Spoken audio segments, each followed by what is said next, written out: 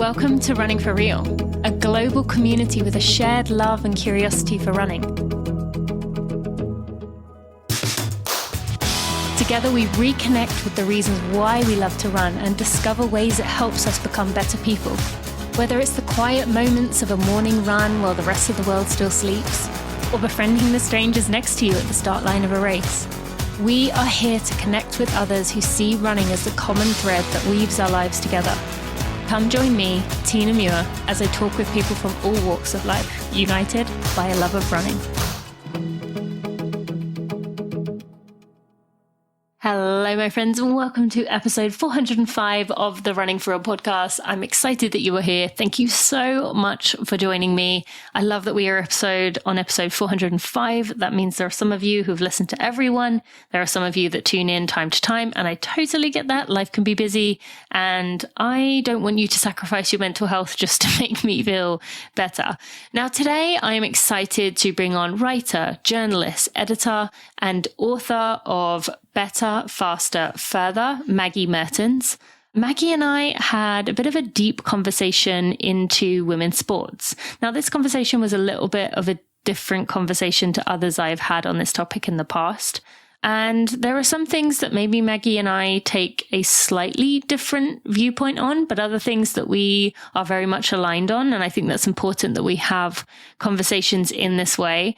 So we talk a lot about what the word feminist means, about the ways that our childhood gives insights into what we are going to love when we are older. And I love this topic. It's something I find so interesting. And also about data within women's sports. So we go off into some pretty deep rabbit holes in this episode, but I think you're really going to enjoy it. I definitely did. And let's get to this episode with Maggie. It is the time of year, at least for me in St. Louis here, where I step outside and it is immediately, I'm pummeled with a soupy, thick, dense air of the humidity of the summer. And that means I am sweating a lot more, not only on my runs when I'm doing them, or in this case right now, my bikes, but also just in daily life. I have noticed that I am sweating more, that I feel dehydrated more, and I need to stay better on top of my hydration. And with that, when you are sweating, you are also losing electrolytes, so those need to be replaced. I begin every day with a electrolyte tab from Precision. I like the pH 100. I put one of those in a glass of water, goes along with my AG1, and I start my day with that because I know then I am starting my body off with the right balance. It is ready to go, whatever I've got in my day, whatever exercise I'm doing. And now that I'm starting to do workouts, I'm really loving that I can add that in there. In addition to that, as I begin my long workouts, I can begin to start to practice with the fuel that I will be using in my runs in the year to come. And if you are racing a full marathon, I strongly encourage you to start testing out those gels, that fuel right now. I love that Precision Fuel and Hydration has the PF 300 Flow Gel. So you can actually get yourself a big container of gel and you can disperse it as you feel you need. You can put as much in there or as little. If you're practicing like me, getting your stomach used to taking more fuel, which research has definitely found we need more than we thought we used to, you can get that 300 gel and choose how much you like. But any of their gels, even for those people who don't typically like the taste of gels, these go down so easily. They have a very mild flavor that reduces flavor fatigue. They are just fantastic. As a friend of mine, you can get 15% off your order by using code TINASENTME at precisionhydration.com. You can get those electrolyte tabs there. You can get your gels. I definitely encourage you to get the original flavor. They taste good. There's also chews there if you like them. Start now. And if you're not sure where to start, check out their free fuel and hydration plan out, which you can get a link to in the show notes. Remember to use code TINASENTME for that 15% off. Maggie, welcome to the Running for Real podcast. Thank you so much for joining me today. I'm excited you are here. Thanks for having me. Yeah, this is going to be fun. We've been trying to find a time for a few weeks now, and we finally managed to make it work. As we are recording this, are right in the middle of the tough part of launch in terms of, there's in-person events, there's virtual things like this, there's, all kinds of demands and requests and things you have to check, and it feels tough to switch off. So first up, how are you doing? I'm good. I'm really good. I'm tired. I'm kind of, yeah. I feel like if this is a marathon, I'm kind of like hitting the wall. But I'm gonna find the next breath. Next week is when I do a lot more travel. So I'm gearing up for that and trying to really enjoy the things that have been really good and fun about it. What do you do to center yourself when it feels like everything is so urgent in this moment? I mean, I've actually been running a lot more, which is fun. But also, I mean, I turn my phone off. I Like or leave off, or I leave it in another room for a while. And I've got two little kids, so they're good for like, you can just like be in the moment. They don't care. They don't care. They don't care whether you were like the #1 New York Times bestseller. If they want like a snack, they want a snack, regardless of what you need. Exactly. They're very good for that. Yes, I often think about that piece. Same thing. Have two young kids, two little girls, and they're very grounding and good for when you have that. Maybe something doesn't go as well as you hoped it would, or you don't reach something that you thought you would, or get to someone that you thought you would, and they just remind you that like doesn't really matter. Like, I have to often remind myself like I'm not saving anyone's life. Like if I do one thing or I don't. So kids are very good for that. Now, being, on your website, it says about you being a writer, journalist, and editor. I mean, 3 words that are very heavily tied into words and the organizing of them. You also have your Substack, which I really encourage listeners to go check out as well, in addition to the book that we'll talk about today. But did you have signs early on as a child that words were something that you took interest in? I especially with young kids, they say that there are little like signs. So I'm kind of always watching my kids, like, I wonder what things for you are going to be passions for life. So were there indicators early on of that? Oh yeah. I was like a book kid. I remember like reading. Oh yeah. Like I remember very vividly, like the moment I like learned how to like read and put it together. And like just from then on was constantly reading books. And my parents had a rule that like I was one of 5 kids. And so, we had to have some structure to our lives to make that work. So we all had, pretty strict bedtimes, but there was a rule that you could be in bed in your bedtime. You could stay up later if you were reading. And so I would just like read until very late. Loophole. Loophole. Exactly. And I always loved writing as well. But it took me a long time to figure out that I wanted to do nonfiction and that's what I was good at, and journalism. I think when kids are little and they show interest in writing, it's often like, write a short story, write a poem. And I was always a little like frustrated with that because it was hard for me to like come up with things. But yeah, my real love is like telling real stories and digging for information. And I think once I discovered like you could do that through journalism, I felt like the pieces all kind of clicked. And what age were you the first time you felt that? I was in high school. I joined my high school newspaper my senior year. So I was 17. And yeah, I remember writing like things about just really ridiculous, like these things you wouldn't believe would happen. And, I remember I wrote like one story about like a law that was passed in another state that like made it so that teenagers weren't like legally allowed to wear baggy jeans or something. And I would have these like friends come up to me in the halls and say, "Oh my gosh, is that for real? Like I read this story." And I was like, that is such a thrilling thing to be able to, bring truth to people and have them read it and have them be interested. And yeah. Has that been hard for you then in the last 5 or 10 years where we've kind of lost a lot of that Yes. in society? Very hard. It's very hard. It's a very strange time to have, become a professional journalist, start a career, think you know what a career in journalism looks like when there really is not a very traditional path anymore. And also, just to have like, the capital M media be something that's so maligned and questioned and,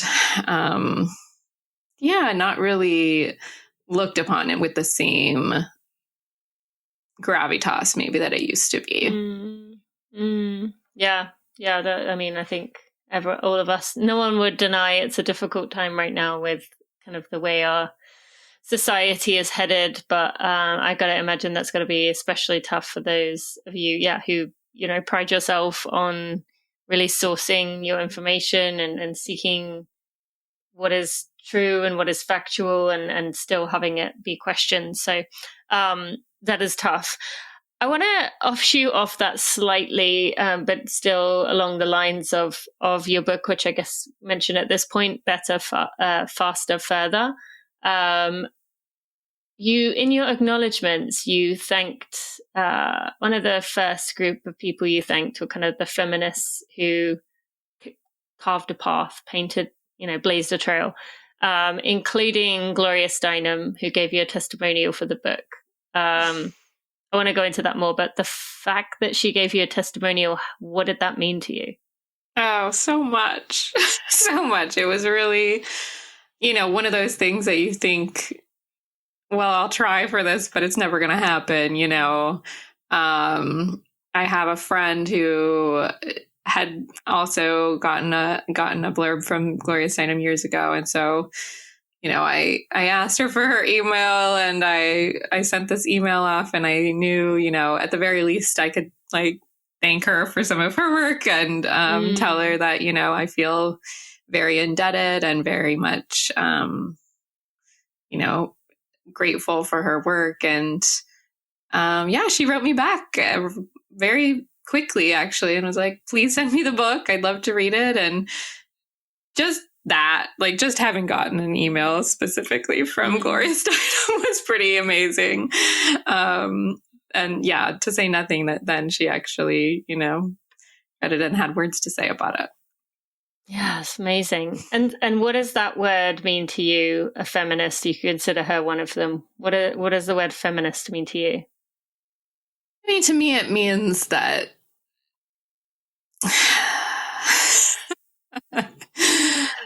I find it very kind of a simple idea is, no discrimination based on gender, right? People who believe that we should not be discriminating because of gender.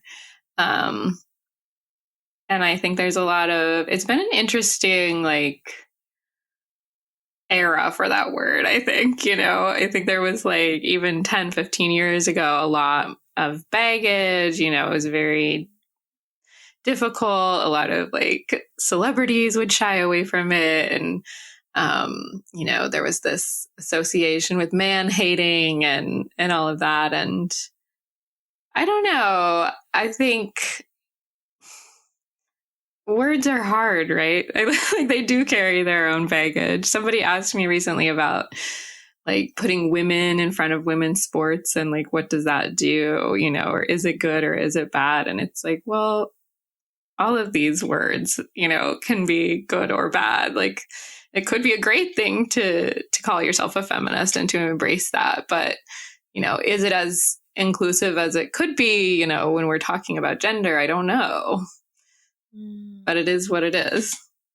Yeah. Yeah. And so for you as someone who I'm guessing along with, a love of words, a love of writing, you did feel empowered at a young age to,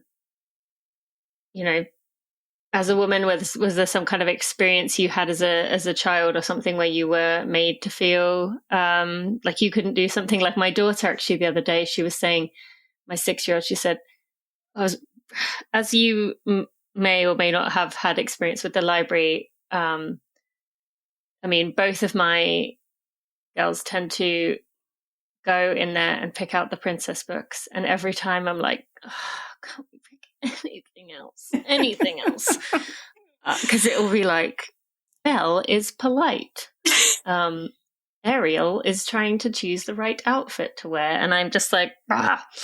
But she said, what does the word polite mean? And I tried to explain it. And then she said, but why does that say that about princesses? And I was like, well, that's why these aren't Mummy's favorite books, because, Mummy doesn't feel like just little girls should be polite, or that word, or should only be polite. And so, was there some moment, like my daughter's starting to put together of like, wait, but why would they say only girls have to be polite?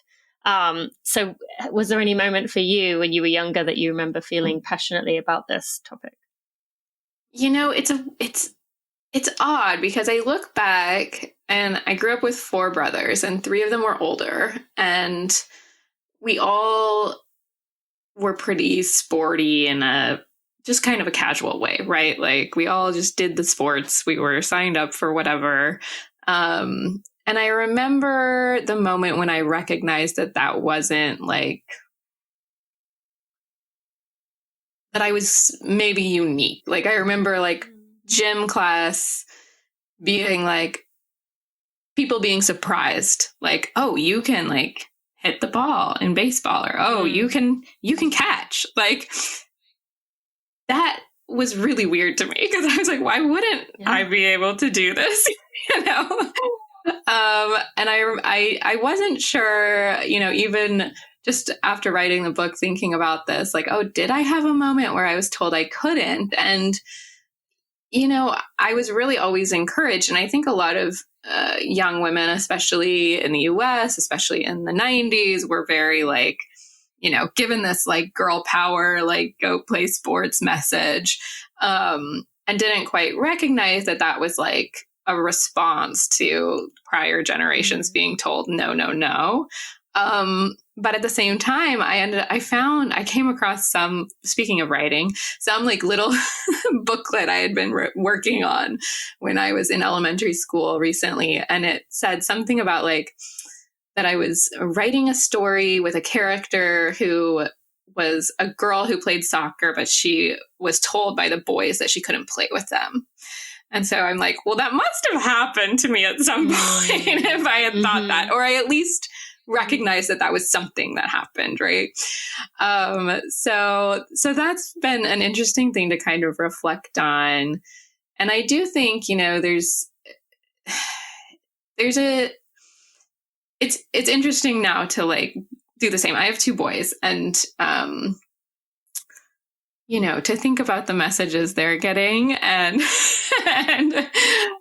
the books they're reading, and that's like part of it. And the other day, my now 6-year-old said someone said something about women. I'm sure they were talking to me about the book, and he was like, but women can do many things that boys can't do. I was like, oh, tell me more about that.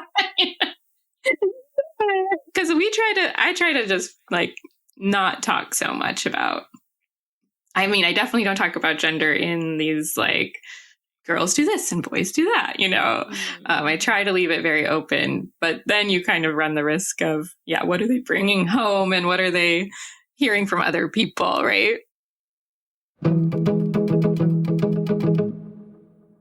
Every morning I wake up, I head downstairs, and I go directly to the kitchen. I fill my bottle up with cold water out of the fridge, and I put a scoop of AG1 in there.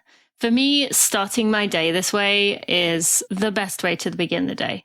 And I understand that ideally we want to be making sure that all our food provides all the things we need in our diet. But I know my diet, the things that I'm eating, are not hitting all my nutritional bases. And that is where AG1 always starts my day, because I know then I am filling in any nutritional gaps. I'm starting my day off the right way, and I'm supporting my whole body health. AG1 is a foundational nutritional supplement that delivers daily nutrients and gut health support and is backed by multiple research studies, so you can trust what you're putting into your body, and I do trust them. I trust AG1 because unlike so many products, the entire formula is backed by research studies.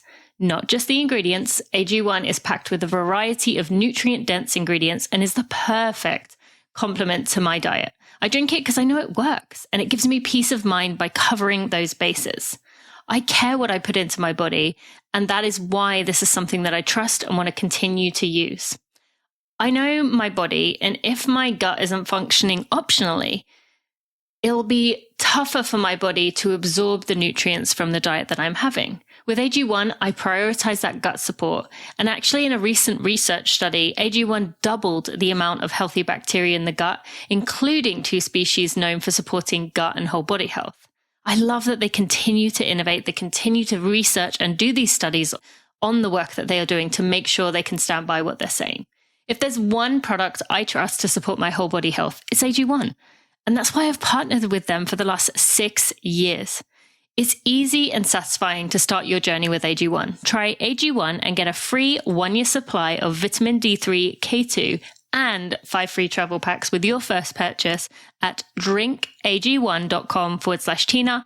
That's drinkag1.com/Tina. That offer is for those of us in the US. If you're in the UK, if you're in Canada, that offer works for you. Check it out.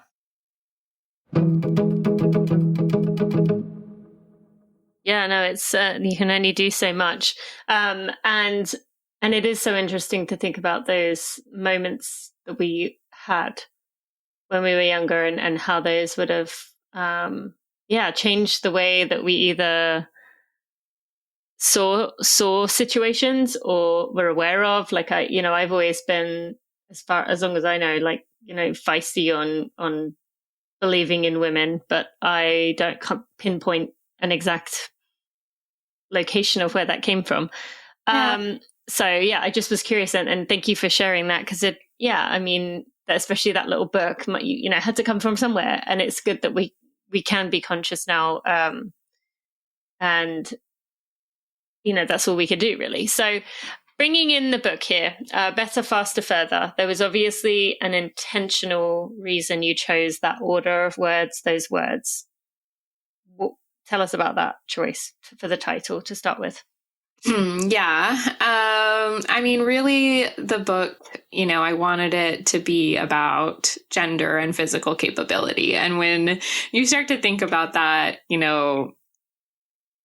there's this trope of, men are better, faster, stronger, and sometimes bigger. Like there's just these excuses that get given out a lot when we talk about just like differences in women's sports and who pays attention and the value that they're given and things like that. And I was always kind of struck by like that being a response, like this like biological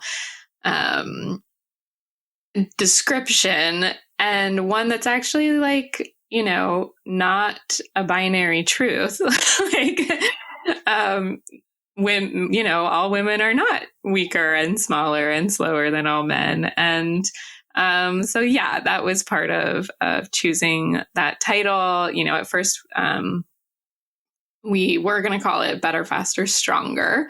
And then as it became, I knew it was going to be framed through running, and it felt, good to put in farther once I realized, I'd be writing about the ultramarathoners and how, some of the sports science is showing advantages there for women. And I thought that was like a nice kind of nod to that. But I do love that, it's kind of reclaiming that whole better, faster, stronger idea.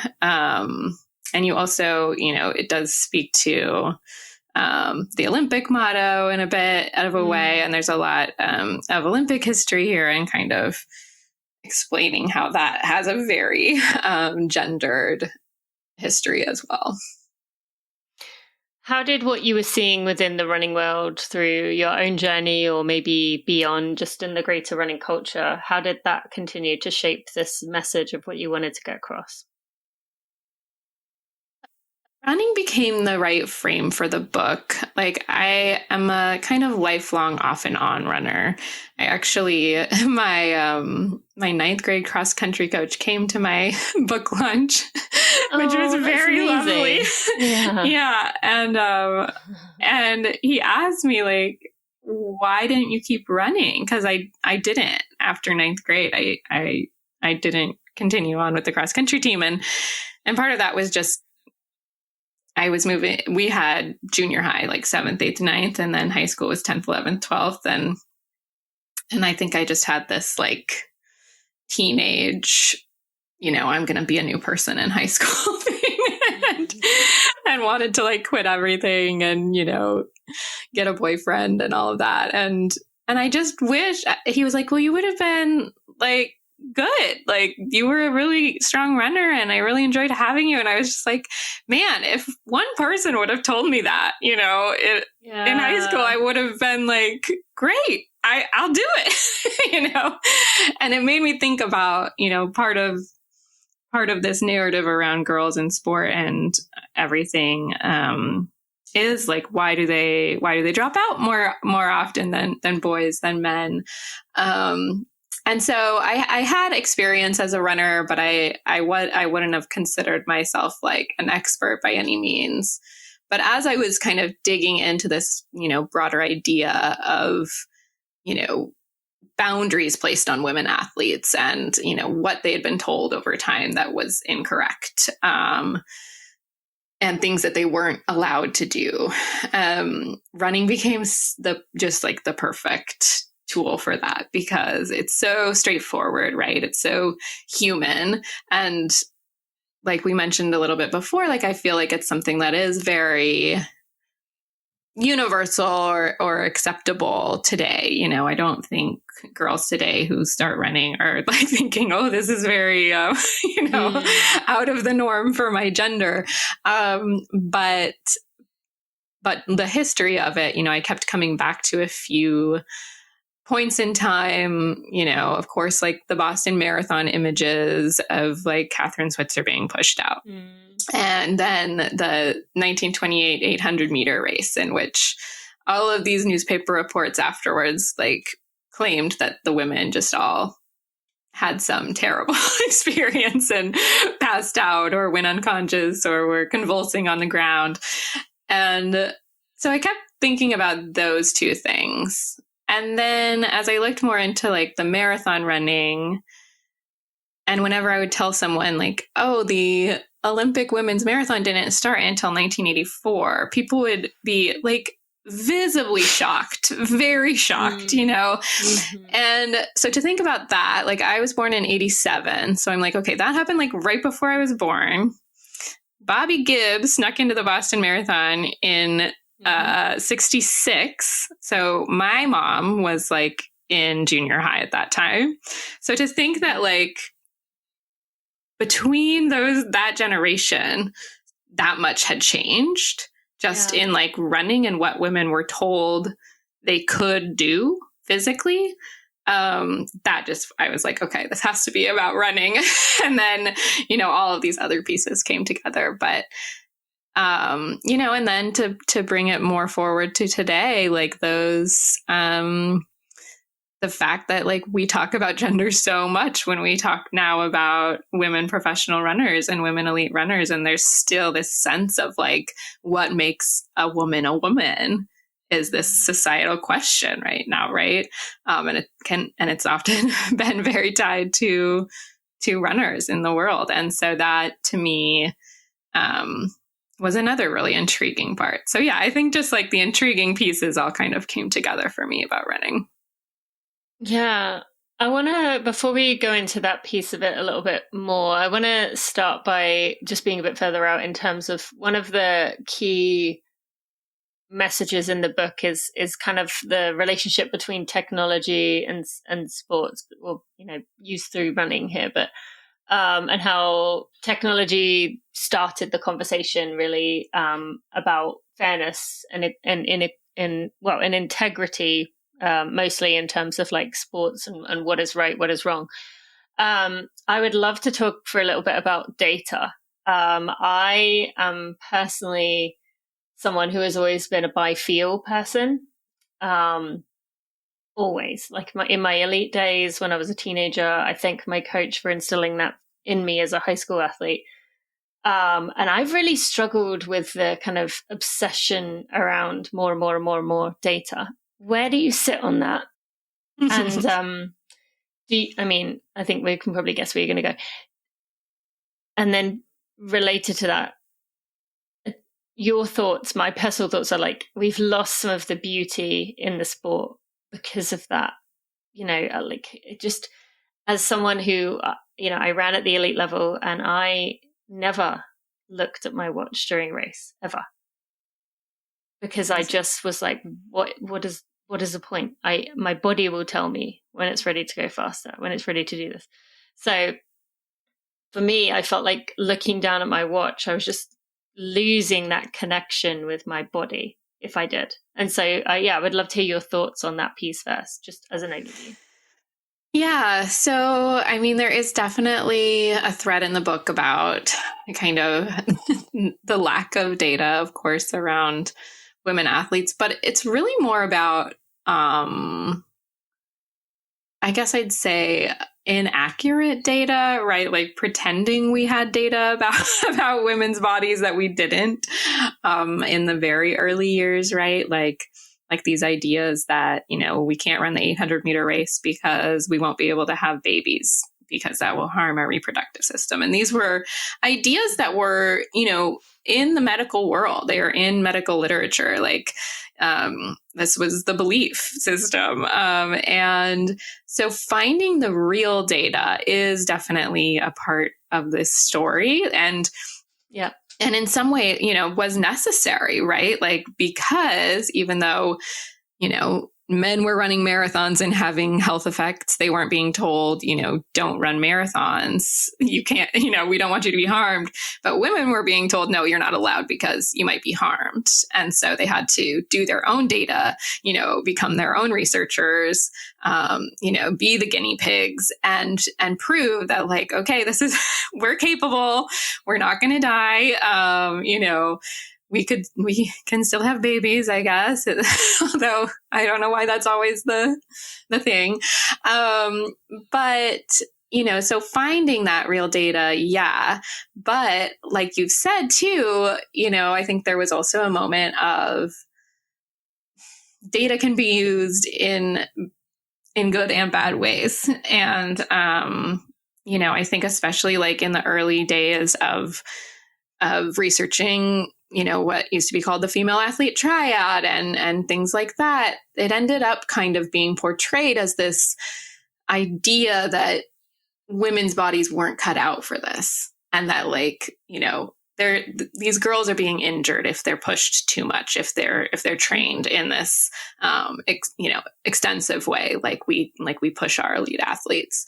And of course, like, we need, the sports medicine people today will say, of course, we need more information. But I think what we also really need is just like less focus on women and men as like totally different species. Like, I think sometimes we say, like, we need this information because women can't be trained like men and women can't be trained like men. And it's like, well, actually, like, we can all be sort of trained the same way. We just need to all pay attention to our own individual bodies, and we need to pay attention to like what society is also impacting women and men.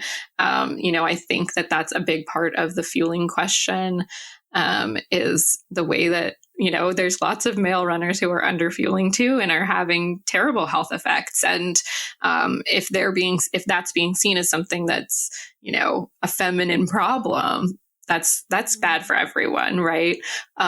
So I think, yes, I think data is good, but I also think, like you alluded to, I mean, the whole point of sport, the whole point is to like witness humanity, right? And like see what makes us move, what makes us human, what makes us tick, what makes us competitive. And running isn't just like some biological function. Like it's tactical and it's mental, and you have to, you know, tap into all of these other things. It's training, but it's also, you know, a mental game, and it's who else is running with you, and it's what does this race mean to you, and I think that's what's so beautiful. And when we boil it down to like whose testosterone levels are what, like it kind of loses some of that beauty, right? Or when it becomes all about like, well, which shoes are going to cut off another 1/10 of a second, like, okay, but that's not as exciting to me as like the witnessing of like the humanity and the emotion and all of that.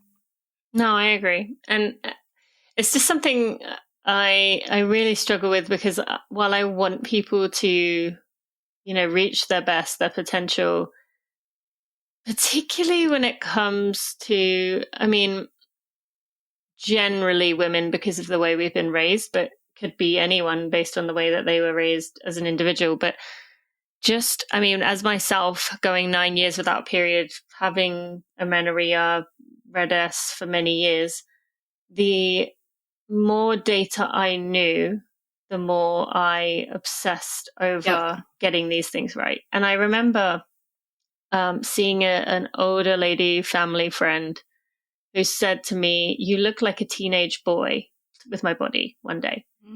And feeling so offended by that, but then reflecting back on it and being like, well, I guess when I think about it, that kind of is what I'm trying to make my body look like, right? I'm trying to remove all fat. I'm trying to turn it into this lean, ripped 6-pack, 8-pack. And I'm trying to like hack my own genetics, which, you know, my grandma and my mum don't have a tiny, like they have like wide hips, and we're not like a family that has like a very long and lean bodies. And so, yeah, that's where I really struggle is, and now for me, from a sustainability point of view, I'm like thinking about the planet. I'm like, is a 10-second hack really worth the destruction of the planet? and for me, the answer is like no, because as you said, we're losing the humanity when we're like, give me everything I can get to, like, you know, get to this unofficial max, which yes, technically is still legal or whatever, but yeah, it's just losing a lot of the beauty for me. And so that's where I appreciate data. And there's some things that I do use that I do find helpful. Like I have a Whoop on my arm. Like I don't need that, but I try to find ways to connect to my humanness first when I'm considering data. Like before I look at my like sleep score, I say to myself, how do I feel like I slept last night? To like get that, make sure I stay in touch with my body. Yeah. And so, yeah, it's just something I think about often of like,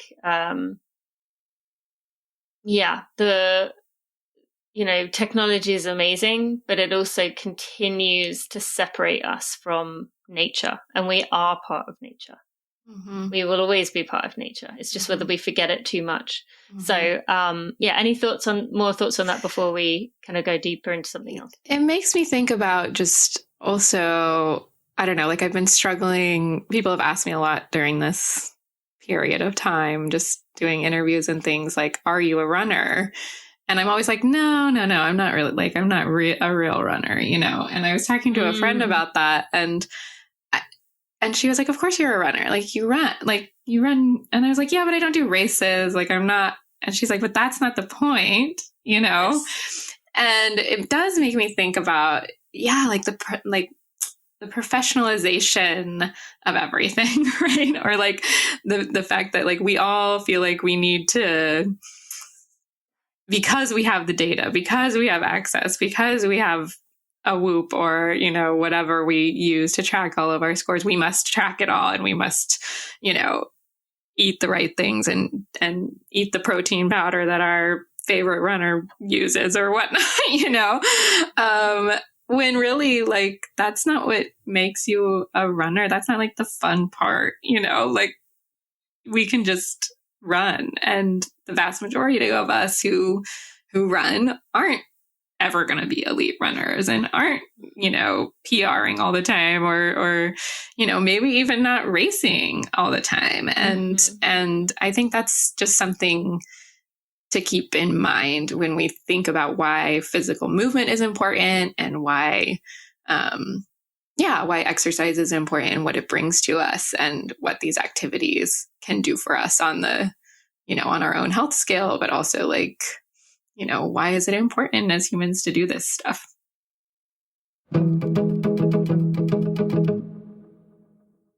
For all these years, you've seen me host events at Tracksmith. You've heard me talk about Tracksmith. You likely notice if you follow me on social media that I am wearing Tracksmith all day, every day. There is rarely a day that goes by where I'm not wearing something of Tracksmith. But there's something that I haven't actually talked about in detail, and that is the sports bras. While I love the sports bras, I always understood that for those people with larger chests, it wasn't exactly ideal. And now I am so excited that Tracksmith has heard our call, and I have been asking them about this too. And they have come out with the Alston adjustable bra, which is the most supportive bra yet. Has these adjustable features so you can have maximum comfort and stability. I will admit I was a little unsure of whether it would be that much more supportive, but it really is. And so I've been very happy with that. I've been excited that I can finally have a bra that feels extremely supportive in a way that I can push to other people and say, this is what I like, this is what I enjoy. And I encourage you to go check it out for yourself. There's also the latch at the top where you can choose whether you have it open or closed. There's a strong band at the back. And you can go check it out for yourself. That can go nicely with your session speed shorts, which, as you have heard me say, are my favorite item of all time. And Tracksmith items, as I've been saying, I've been wearing these since 2019, and they are still in just as good quality as they were back then. They last, they are durable, they are made with good quality materials that are antimicrobial, especially those with merino wool in them. And that means you can get multiple uses, which is also good environmentally, in addition to the longevity of the products. So friends, if you want to get $15 off your order of $75 or more, you can go to tracksmith.com/Tina, and you can use code TINANEW to get yourself $15 off your order of $75 or more. You can go to tracksmith.com/Tina. I encourage you and anyone listening who this is speaking to go listen to the episode I did recently with Alex Hermanson. And follow him, Herm Runs. He is just my favorite person to follow right now because his runs are often to a donut shop where he eats a donut and then runs back. And like, he's very real, raw, and just like, for me, that is what running is about, is like, he's having fun. He is very like, he says like, sun's out, tums out. Like, he's very like pro getting like running without your shirt on and speaking to the fact that we have different bodies.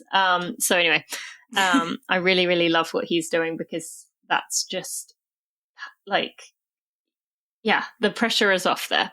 Yeah. Okay. So then we talked a little bit about, or you said about like just struggling with the fact that some of the data and things that we're doing is kind of pulling things more into a binary of like this or that, really making us be further apart from like the direction we should be heading. Now, many, I shouldn't say most, books that are about women tend to be focused on biological sex at birth, and that is anything that is supporting otherwise is harming women's sports. But you take a different approach to that. So maybe share your thoughts on that first. I mean, I just come at sports from a very inclusive mentality in general. That's just kind of, like I said earlier, like my definition of feminism, I think, is very inclusive. Yes. And I love that definition. And I think that's just something that's really, it's really been kind of hurtful to me to watch the narrative become, save women's sports from trans kids or from women who have different biologies. And that's, quote unquote different. Because I just find it to be kind of perpetuating the narrative that women are second class when it comes to sports. I find that it often leans on this idea that, anyone who has some kind of difference in biology than what we would consider like a cisgender XX woman with a certain hormone profile is going to just like be blown out of the water in sports by someone who doesn't, and that's like the difference in us. And so I think I just came at it from that perspective in general, but then really digging into the research around it also was very shocking, because there's really not a lot of research that backs any of these claims up. I mean, yes, we can see differences in, the elite men versus the elite women runners and times. But that doesn't hold up when you're talking about intersex athletes and trans athletes. Like, those are actually not the same thing. And I think that there's a lot of misunderstanding. And, part of what I dive into is the way that World Athletics has really just kind of chosen their own data, and data that's been questioned by many other researchers, and, really wants to focus on testosterone. And I think some of that is to kind of try to prove that they're taking doping seriously. And, but without this like real understanding of the endocrinology of how hormones work in people's bodies, and how they work differently in people's bodies. And really just like resting on these narratives that we should be scared, right? And that women's sports needs saving, and that needs protecting, and all of that. And in reality, like, those are the people who have been the worst threat to women's sports, is like these federations that have not allowed women to do the things, for centuries. And then, come in acting like, well, now there's this other threat, and, there's really not.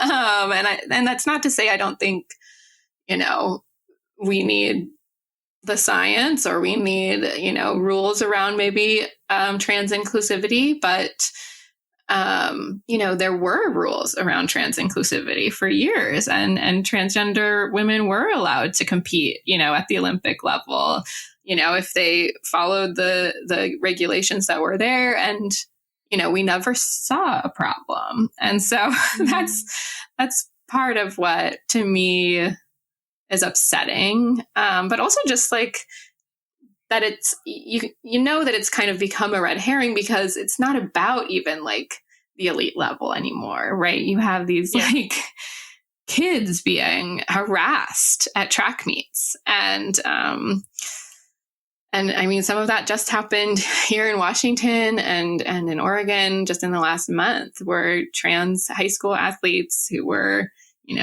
harassed by the adults that were in the stands. And I just find that like, that isn't, again, that's not the point of sports. Like, I don't know. So it just, it's an emotional thing for me. Just because I just believe we can all like participate and compete, and there should be a way that we can think a little bit more expansively, and broadly. And I think constantly putting everything as this, like, men do this and women do this, is just really harmful to society. Yeah. And I think, I agree with you there with what you just said. One additional piece when it comes to women specifically is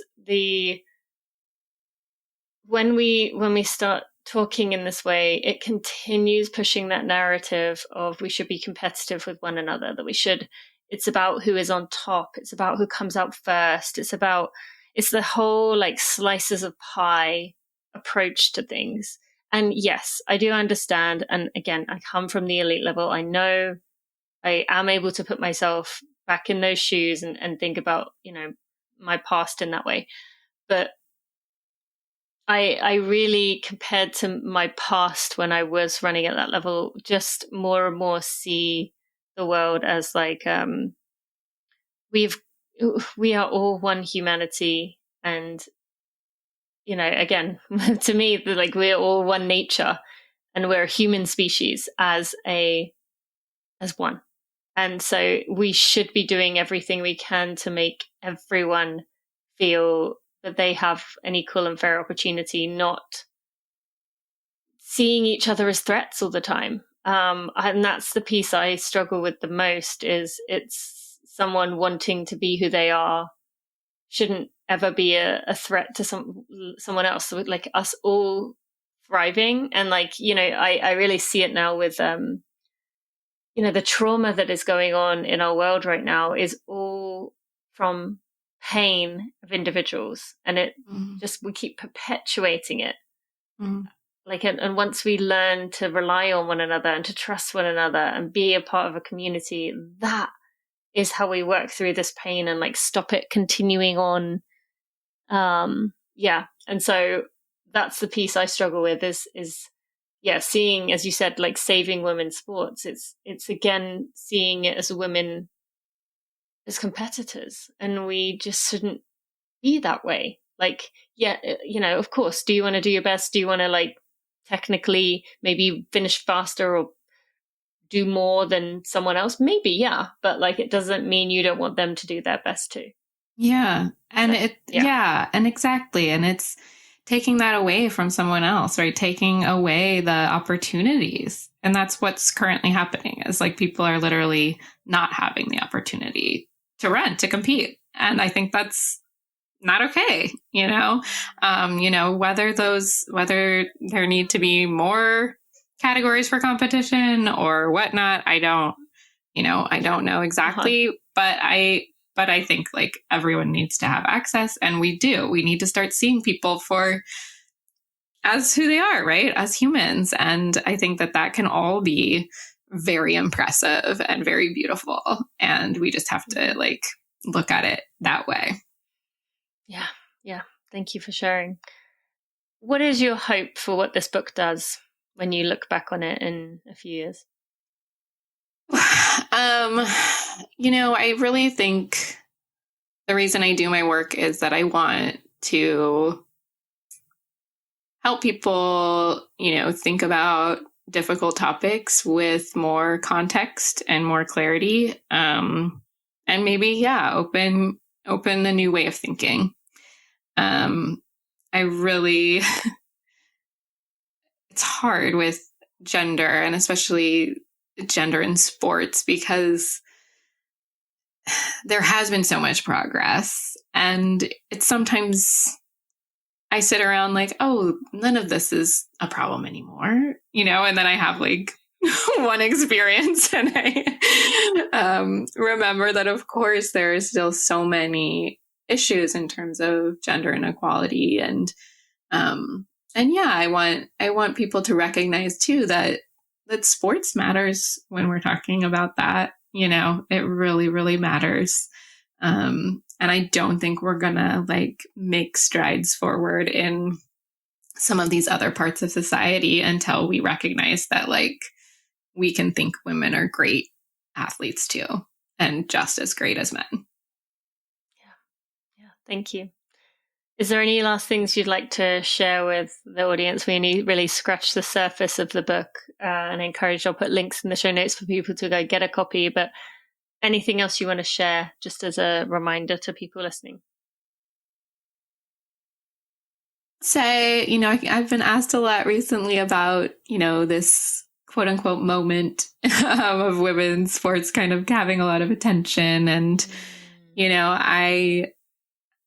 I'd like to just say that a lot of us have already been in this moment, and and welcome. And if you're just entering, like, my book is a great place to start. But yeah, I think there's a lot to learn and a lot that people don't know about how we've gotten to this point. And I'd love to have like a broader conversation than we're currently having. Yeah. Women in sports, we've always been here. Turns out. Even if not always legally. And you share many of those stories in the book. I encourage listeners to go check that out. And the amazing women that you also feature in the book. Thank you so much for sharing with us today, for being here, for all the work that you do and continue to do. I appreciate you and I look forward to seeing now that people are realizing about women's sports and as you said, realizing that it's been there all along, that we are not just like starting to show up now, but what the media side of that opinion does have in the years to come for young girls coming up. So and for people, where they get to see, as we've talked about, examples of where you can be yourself outside of quote unquote gender norms, how those people show up too. So thank you so much. I appreciate you, and look forward to hearing how the book does as you work through this pub period. So thank you. Thank you so much, Tina, for having me. This was a pleasure. Before we go any further, I just want to give a quick shout out to the Running for Real team. Without them, I would not be able to do barely anything compared to what I'm able to do today. They are behind the scenes. They are there for me. I am just so appreciative of them. To Jeremy Nessel, our podcast editor, audio consultant, and someone who's been with me since the start. To Sally Pontarelli, our content and operations manager, who is there day to day doing all the things to help me be successful. To Kelsey Wang, our head of design, and Louise Murphy, our associate designer. And finally, to Sandy Gutierrez, our photographer and content strategist. I am appreciative of all of you and wouldn't be able to do what I do without you. I really enjoyed that conversation with Maggie, and I am so grateful to you for joining me today and for listening into this episode. I think it is important that we continue to have these conversations, and I love that we have so many of them here on the Running for Real podcast. So thank you for listening. You can find links today to the book, as well as other things Maggie and I talked about today at runningforreal.com/episode 405. You can also find links to our partners in there, Precision, to AG1, and to Tracksmith. The links will be at that runningforreal.com/episode 405, and be sure to get those discounts and special offers right there. Thank you so much for listening. I will see you next week.